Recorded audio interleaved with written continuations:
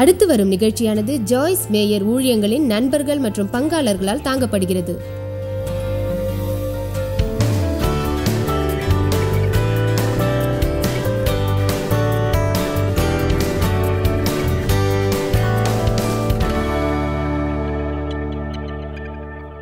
சங்கீதம் 37:1. இந்த உலகில் அநேக விஷயங்கள் நடைபெறுகின்றன, அது பற்றி வேதம் சொல்வது இதுதான்: தீயவர்களை குறித்து எரிச்சல் அடையாதே. எனக்கு அது நினைவுபடுத்துவது என்னவென்றால், நம் வாழ்நாளில் அது நினைத்து எல்லா நேரமும் நாம் குழப்பமடைய தேவையில்லை. எல்லோரும் சொல்லுங்களாமே. தவறு செய்கிறவர்கள் மேல் பொறாமை கொள்ளாதே. அது சரியானதல்ல, அது சரியானதும் அல்ல, தேவனுக்கு உகந்ததும் அல்ல. அவர்கள் புல்லை போல் துரிதமாய் அறுப்புண்டு பசும் பூண்டை போல் வாடி போவார்கள். அதை பற்றி மேலும் சில விஷயங்கள் சொல்வேன். அது வசனம் 2 உள்ளது. அது தேவனின் அதிகாரத்தில் உள்ள கட்டளையாகும். தீங்கு செய்பவர்கள் யாராக இருந்தாலும் அவர்கள் மாறாவிட்டால் புல்லை போல் அறுபடுவார்கள். தேவனின் நேரம் பற்றி எனக்கு தெரியாது, ஆனால் தேவன் பூமிக்கு வருகை தந்து தீமைகளையும் தீயவர்களையும் கையாள்வார். நம்பு, சார்ந்திரு,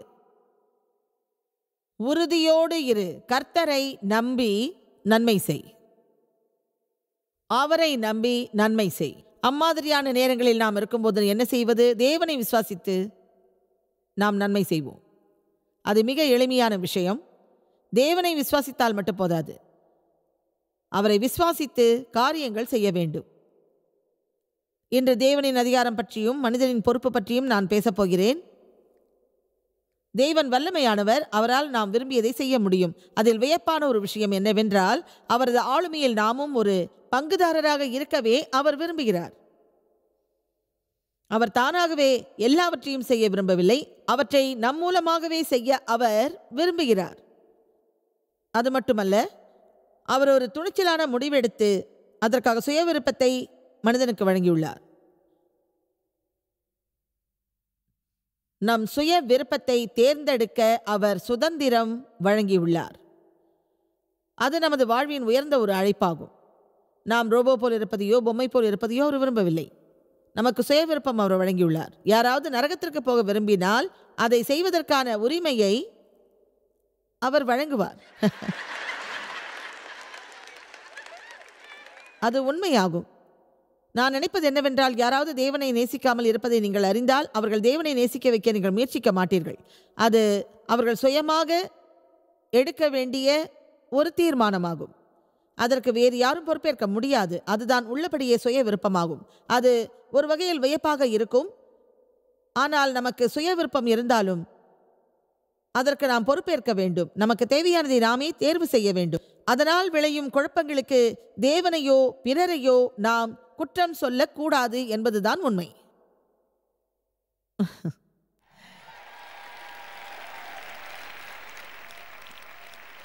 அதில் நமக்கு ஒரு மிகப்பெரிய பிரச்சனை உள்ளது. அதுதான் புகார் சொல்லுதல், பிறரை பற்றி புகார் சொல்லுதல்.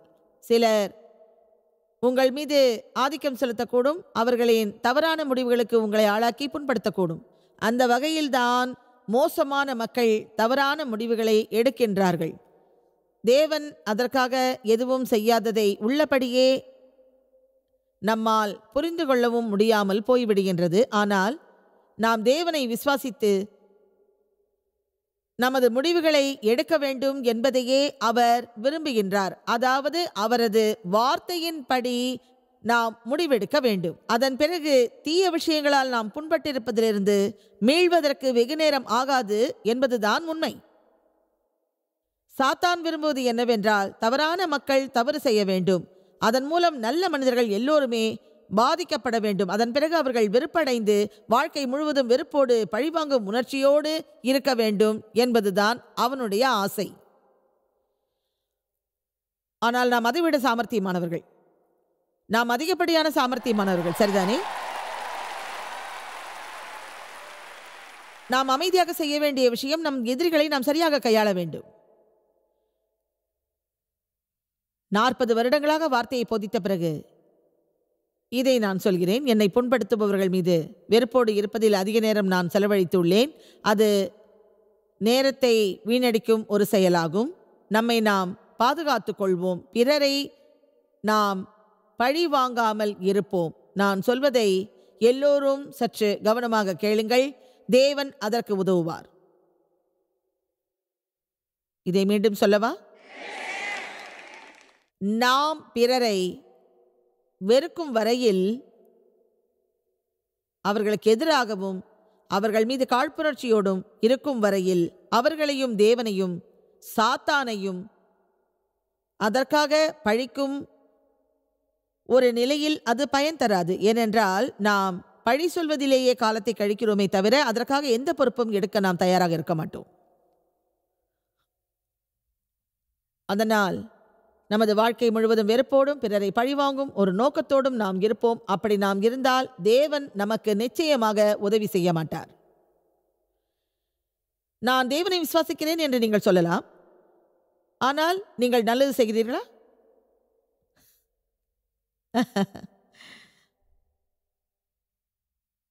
பிறரை மன்னிக்கிறீர்களா? உங்கள் எதிரிகளுக்காக நீங்கள் ஜெபிக்கிறீர்களா? உங்கள் மனம் வலியோடு இருக்கும்போது யாருக்காவது ஒரு ஆசீர்வாதமாக நீங்கள் இருக்கிறீர்களா? சொல்லுங்கள். நீங்கள் தேவனை விசுவாசிக்கலாம், ஆனால் அது மட்டும் போதாது. உங்களில் எவ்வளவு பேர் தேவனை விசுவாசிக்கிறீர்கள் என்று இங்கிருந்தபடி என்னால் கேட்க முடியும். அப்போது எந்த ஒரு கரமும் இங்கே உயராது. பிறகு இப்படியும் நான் கேட்பேன், உங்களில் எவ்வளவு பேர் தேவன் செய்ய சொன்னதை செய்கிறீர்கள் என்று.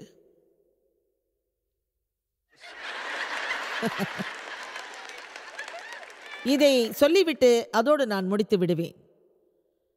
அதன் பிறகு நான் வெளியே சென்று விடுவேன். திருச்சபைக்கு செல்வது அருமையானது. ஆனால் அது ஆரம்ப கட்டம். கிறிஸ்துவத்தில் நாம் முதலில் நுழைவதாகும்.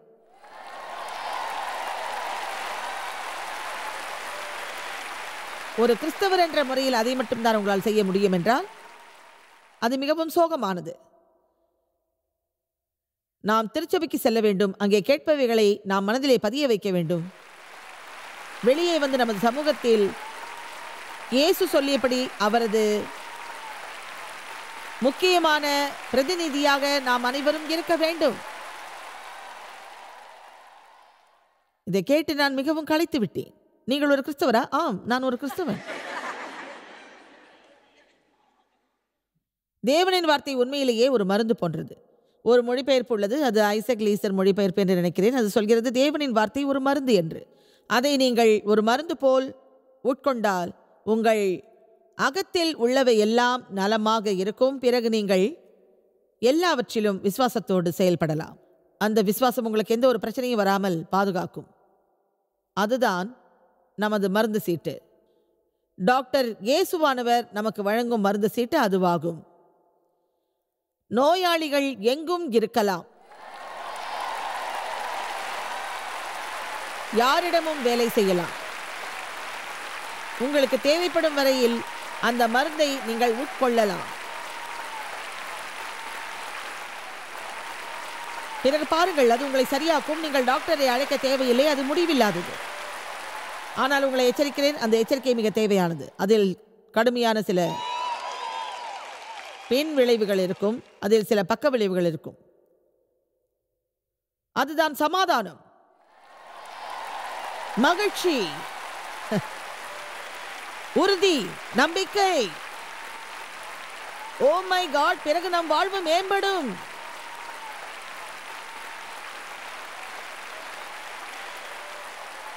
எனவே எப்போதாவது உங்களுக்கு குழப்பம் வந்தால் சிறிதளவு விசுவாசத்தை உட்கொள்ளுங்கள். யார் மீதாவது வெறுப்பு வந்தால் சிறிதளவு விசுவாசத்தை உட்கொள்ளுங்கள். உங்கள் வேலையை இழந்தால் அதை உட்கொள்ளுங்கள். நீங்கள் விரும்பிய பதவி உயர்வு கிடைக்கவில்லை என்றால் 2 மடங்கு விசுவாசத்தை உட்கொள்ளுங்கள். ஆமென். நீங்கள் அதை அடைய வேண்டும் என்றால் உங்கள் விசுவாசத்தை தொடர்ந்து கடைபிடித்து நல்லதை நீங்கள் செய்யுங்கள். தேவனை விசுவாசித்து நல்லதை செய்யுங்கள். ஏனென்றால் பலரும் அதை செய்யாமல் இருப்பதாக நான்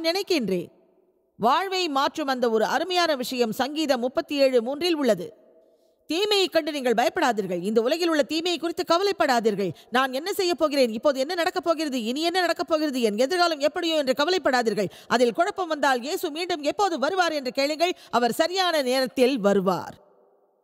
அந்த நேரம் எப்போதாக இருந்தாலும் சரி, அதற்கு நான் தயாராக இருக்க வேண்டும். அது இப்போதோ அல்லது 10 வருடங்களுக்கு பிறகு. நமது வேலையின் நடுவிலும் இயேசு எப்போது வருவார் என்று நாம் காத்திருக்கின்றோம். ஏனென்றால் அவர் வருவதற்கு 1 அல்லது 2 வாரம் முன்பே நாம் தயாராக விரும்புவோம், தெரியுமா? எனவே நாம் தயாராக இருப்போம். நான் தயார் தேவனே, என்னை ஏற்பீர். ஆமென். நாம் தேவனை விசுவாசிப்போம், நல்லதையே செய்ய விரும்புவோம். அவர்தான் டாக்டர் இயேசு. நோயாளி யாராகவும் இருக்கலாம். அவர் வருவதற்கு எவ்வளவு நேரமானாலும் அது நமக்கு தேவை. அது முடிவானது. பக்க விளைவுகள் அதிக மகிழ்ச்சி.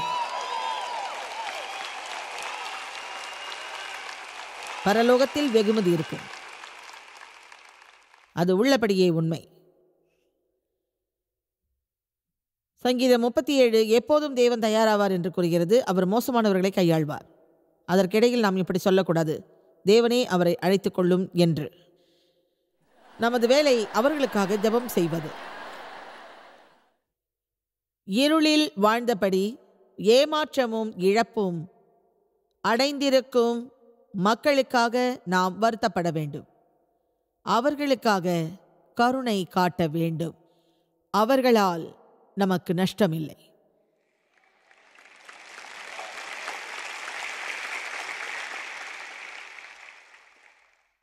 வசனம் 4, கர்த்தரிடத்தில் மனமகிழ்ச்சியாயிரு, அவர் உன் இருதயத்தின் வேண்டுதல்களை உனக்கு அளிப்பார். அடுத்து அது சொல்கிறது, வசனம் 8, சினத்தை விட்டு விலகி உக்கிரத்தை விட்டு விடு, தீமை செய்ய ஏதுவான எரிச்சல் உனக்கு வேண்டாம். அது மேலும் மேலும் தொடர்கிறது. வசனம் 11 சொல்கிறது, சாந்த குணமுள்ளவர்கள் பூமியை சுதந்தரிப்பார்கள். எனவே அதில் நாம் கவனம் செலுத்த வேண்டிய சில விஷயங்கள் உள்ளன. அவையெல்லாம் தேவனின் அதிகாரத்துக்கு உட்பட்டதாகும். இந்த உலகில் உள்ள தீயவர்கள் தீமையை செய்வார்கள் என்பதை முதலில் அறிய வேண்டும். ஏன் அவர்களை தேவன் தடுக்கவில்லை என்று நீங்கள் கேட்கலாம். யாராவது உங்களை தவறாக நடத்தி இருக்கிறார்களா? அவர்கள் அப்படி செய்வதை நிறுத்துமாறு தேவனிடம் நீங்கள் ஜெபித்துள்ளீர்களா? அவர் அதை தடுக்கவில்லையா? அதை நீங்கள் அறியவில்லையா? அது நிகழவில்லையா? அது எனக்கு நிகழ்ந்திருக்கிறது. என் தந்தை என்னை தவறாக நடத்தும் போது நான் ஜெபித்தேன், தொடர்ந்து ஜெபித்தேன். ஆனால் தேவன் அதிலிருந்து என்னை விலக்கவில்லை. அது எனக்கு புரியவில்லை. அதை இப்போது நான் உணர்கிறேன். அவர் என்னை விலக்கவில்லை, ஆனால் அதில் நீடிக்கவே செய்தார். தானியேல் சிங்கத்தின் குகைக்கு சென்றான், ஆனால் தேவன் சிங்கத்தின் வாயை கட்டினார். ஷாத்ராக், மேஷாக், ஆபேத்நேகோ என்பவர்கள் எரியும் நெருப்பு தழலிலே தூக்கி வீசப்பட்டார்கள். ஆனால் அவர்கள் நல்லதையே செய்திருந்தார்கள். அந்த தழல் சாதாரணமாக சூடாக்குவதை விட 7 மடங்கு மிக அதிகமாய் சூடாக்கப்பட்டிருந்தது. நீங்கள் நல்லதை செய்திருக்கும் போது அப்படி நடந்தால் அது உங்களை அளவுக்கு மீறி கொதிப்படைய செய்யும். அதனால் உங்கள் சூழ்நிலைகள் மிகவும் மோசமாகும். இங்குள்ள யாருக்காவது அந்த அனுபவம் உண்டா? என்னை நான் திரும்பி பார்க்கிறேன். தேவன் அந்த சூழ்நிலையிலிருந்து என்னை விடுவிக்காவிட்டாலும் அதை கடந்து செல்ல வைத்து என்னை அவர் உயர்த்தினார். அவர் என்னை உருவாக்கினார். என்னுடைய ஆத்துமாவில் இரும்பை இணைத்தார். அப்போது எனக்கு ஏற்பட்ட உறுதியும் பலமும் அதுவரை எப்போதும் நான் அறியாத ஒன்றாகும். எனவே தேவன் அப்போது என்னை விடுவிக்காத போதும் நான் மேலும் முன்னேற அவரை விசுவாசித்தேன். நான் அறியாதவற்றை தேவன் எப்போதும் அறிந்து வைத்துள்ளார். அதனால் அவர் எனக்கு செய்யப்போகும் நன்மைகள் நான் நம்புவதற்கும் மேலானதாக இருக்கும் என்பது உறுதி. நான் குழந்தையாக இருக்கும்போது எனக்கு நிகழ்ந்தவைகளால் இங்கு இந்த மேடையில் நின்று இந்த உலகம் முழுவதிலும் உள்ள மக்களுக்கு நான் போதிக்க முடியும். அது போன்ற சூழ்நிலைகளிலிருந்து யாராலும் விடுபட முடியும் என்ற உண்மையை நீங்கள் விசுவாசிக்கிறீர்களா? ஆனால் அதை நான் கடந்து வந்தேன் என்பதை யாரிடமும் நான் மறைக்கவில்லை.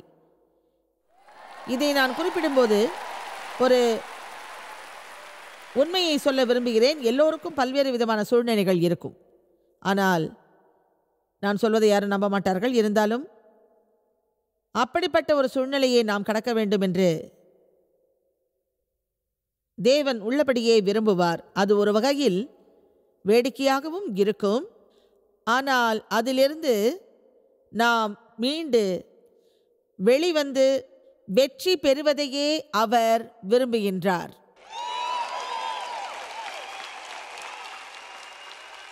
பிறருக்கு உதவுவதற்காக நாம் சில கொடுமைகளை அனுபவிக்க வேண்டும் என்பது அல்ல, அது தேவையற்றது. ஒரு உண்மையை உங்களிடம் சொல்கிறேன். யாருக்காவது சில விஷயங்களில் பிரச்சனை இருந்து அதிலிருந்து அவர்கள் விடுபட்டு ஆரோக்கியமாகவும் மகிழ்ச்சியாகவும் இருந்தால் அவர்கள் அப்போது சொல்வார்கள், எனக்கு நிச்சயமாக நம்பிக்கை உள்ளது என்று. இதற்கு முன்னால் இதை பற்றி நான் சொன்னதில்லை.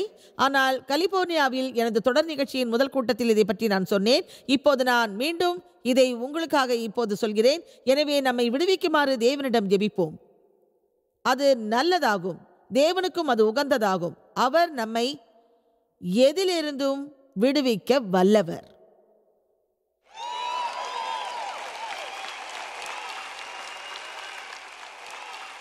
இப்போது ஒரு விஷயத்தை உங்களிடம் சொல்கிறேன். அதிலிருந்து நான் விலகி ஓடி இருக்கலாம்,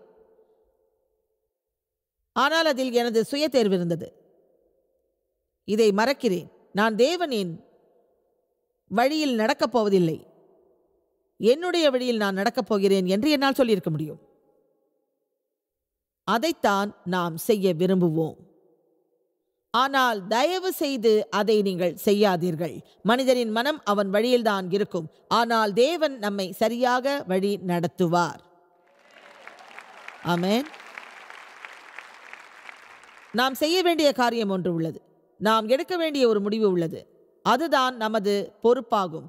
ஆனால் அது தேவன் காட்டிய வழியில் அவர் விரும்பியபடி இருக்க வேண்டும். இதை இப்படித்தான் நான் செய்வேன் என்றபடி நாம் அதை செய்யக்கூடாது.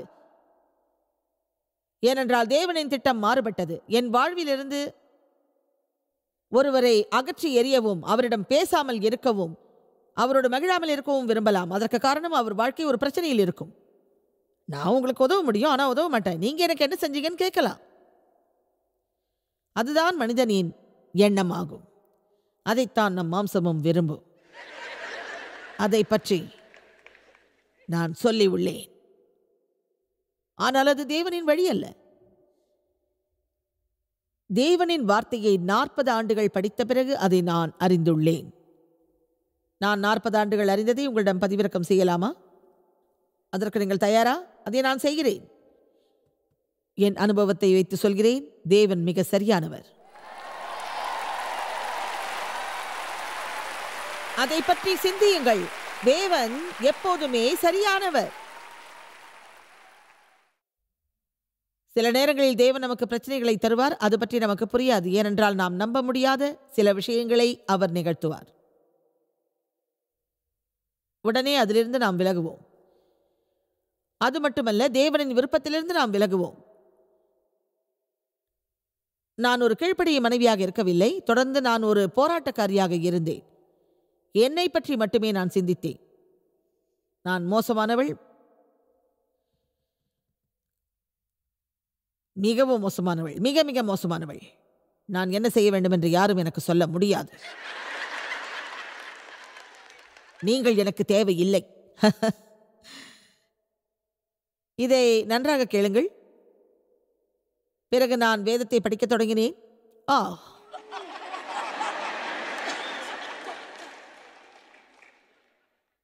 உங்கள் கணவருக்கு ஏற்றபடி நீங்கள் இருங்கள்.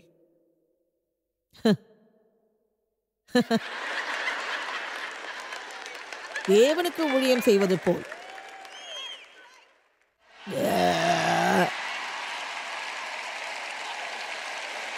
தேவனே, அப்படி நான் இல்லை என்று சொல்லாதீர்கள். இதுதான் நடந்த விஷயம். என்று சில மக்களோடு நான் பேசினேன். பிறகு சிந்தித்தேன். நான் வார்த்தையை அறியவும் கீழ்ப்படியவும் வேண்டும். என் ரட்சிப்பு அதில் உள்ளது. அதை நான் செய்யாமல் இருந்திருந்தால், எனக்கு அது தேவைப்பட்டிருக்காவிட்டால் இங்கு நான் இப்போது நின்றிருக்க மாட்டேன்.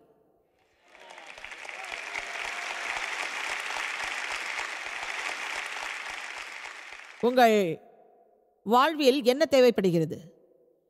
இன்று என் கேள்வியே உங்கள் வாழ்வில் என்ன தேவை என்பதுதான்.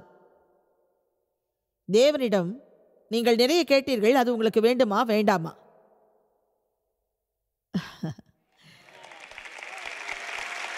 சிலர் அதில் உறுதியாக இருக்க மாட்டீர்கள். எனவே தேவனை விசுவாசித்து நன்மை செய்யுங்கள். அதன் அர்த்தம் 2 ஆகும். அது இரண்டுமே நல்லது. முதலாவது, தேவன் உங்களிடம் எதையாவது செய்ய சொன்னால் உங்களால் முடிந்தவரை அதை நீங்கள் செய்யுங்கள். அது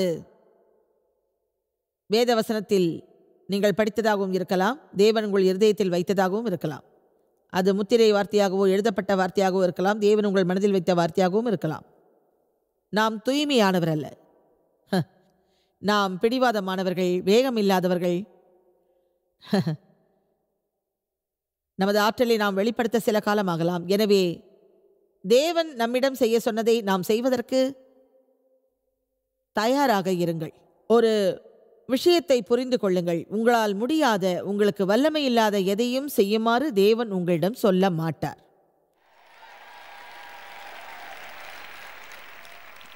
தாம் சொல்லியதை தேவன் உங்களுக்கு வழங்குவார். அவர் கிருபையே நமக்கு போதுமானது. எனவே சிறந்ததையே செய்யுங்கள் என்பதன் அர்த்தம் உங்கள் ஆற்றலின்படி செய்யுங்கள் என்பதாகும். அது தேவனை திருப்திப்படுத்துவதாக இருக்க வேண்டும். தேவனை திருப்திப்படுத்தவே நாம் வாழ வேண்டும். இரண்டாவது, நல்லதை செய் என்பதன் அர்த்தம் சொல்வதை செய் என்பதாகும். உங்களால் முடிந்தவரை நீங்கள் செல்லும் இடங்களில் எல்லாம் எல்லோருக்கும் நன்மை செய்யுங்கள். ஏனென்றால் பிறருக்கு நல்லவராக இருப்பது நமக்கு ஆற்றலை நிச்சயம் தரும். ரோமர் 12:21 சொல்கிறது, நன்மையினாலே தீமையை மேற்கொள்வாயாக என்று. நான் தனிப்பட்ட முறையில் நினைப்பது, தேவனின் ராஜ்யத்தில் மறைக்கப்பட்டிருக்கும் ஒரு ரகசியம் அதுவாகும். உங்களுக்கு தீங்கு இழைக்கப்பட்டால் அதை வெல்வதற்கான ஒரு வழி, வெளியே செல்லுங்கள், யாராவது ஒருவருக்கு நன்மை செய்யுங்கள். உங்களை தவறாக நடத்திய ஒருவருக்கு நன்மை செய்தல் வல்லமையான ஒரு விஷயமாகும். அது முற்றிலும் மாறுபட்ட ஒரு கோணமாகும். தேவனே சகல அதிகாரம் உள்ளவர். என்னை பொறுத்தவரை அதை பற்றி பேசுவது நல்லதாகும். ஏனென்றால் அதை நான் விசுவாசிக்கிறேன். அது மட்டுமல்ல, நமக்கு தேவனை பற்றிய மத ரீதியான பயம் இன்னும் கூடுதலாக தேவை என்பது என் கருத்து. தேவன் உங்கள் தோழர் அல்ல என்று நான் கூறலாமா? அவர் விண்ணில் உள்ள கிறிஸ்துமஸ் தாத்தாவும் அல்ல. அவர் உங்கள் ஆசை பட்டியலை பூர்த்தி செய்பவரும் அல்ல. தேவன் பரிசுத்தமானவர், அவர் நீதியுள்ளவர், அவர் சகல அதிகாரம் உள்ளவர். அதன் அர்த்தத்தை எளிமையாக சொல்லலாம். தேவன் தான் விரும்புவதை எந்த நேரத்திலும் செய்வார், எல்லா இடத்திலும் செய்வார், எப்போதும் செய்வார். அது வேறு யாருடைய வேலையும் அல்ல.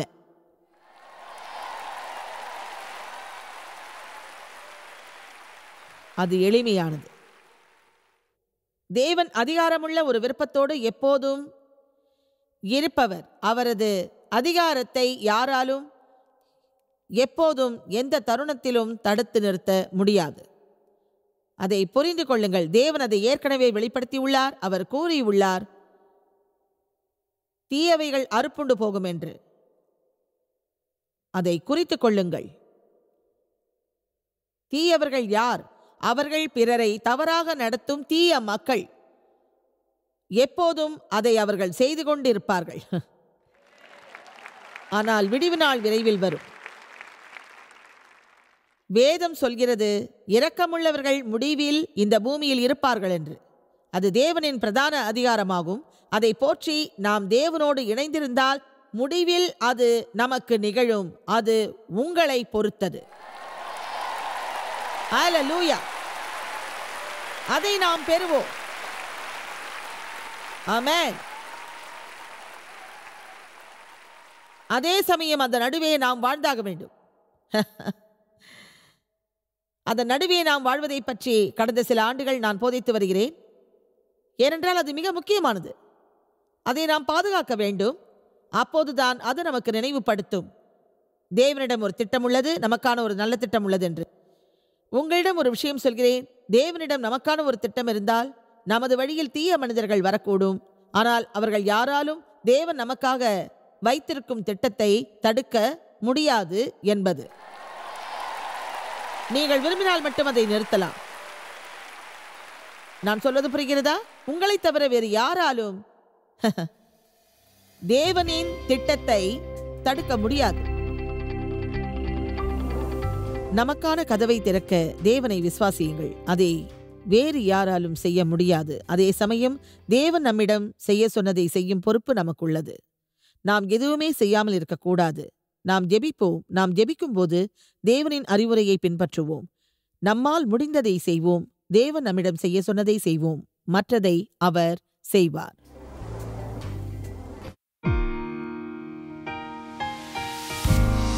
இந்த ஊழியத்தை உலகமெங்கும் சாத்தியமாக்கும் நண்பர்களுக்கும் பங்காளர்களுக்கும் எங்களது நன்றியையும் பாராட்டுகளையும் தெரிவிக்கிறோம். ஒன்றாய் இணைந்து நாம் பசி உழவுகளை போஷித்து உடைகளை கொடுத்து தேசங்களுக்கு சுவிசேஷத்தை சொல்லி வருகிறோம். எங்களை தொடர்பு கொண்டு www.jmumindia.org உங்கள் ஜெபத் தேவைகள் மற்றும் எங்களின் வெளியீடுகள் பற்றி அறிந்து ஜாய்ஸ் அவர்கள் நிகழ்ச்சிகளை அறிந்து எங்களோடு இணைந்து தேவ அன்பை உலகிற்கு பரவச் செய்யுங்கள். அடுத்து வரும் நிகழ்ச்சியானது ஜாய்ஸ் மேயர் ஊழியங்களின் நண்பர்கள் மற்றும் பங்காளர்களால் தாங்கப்படுகிறது.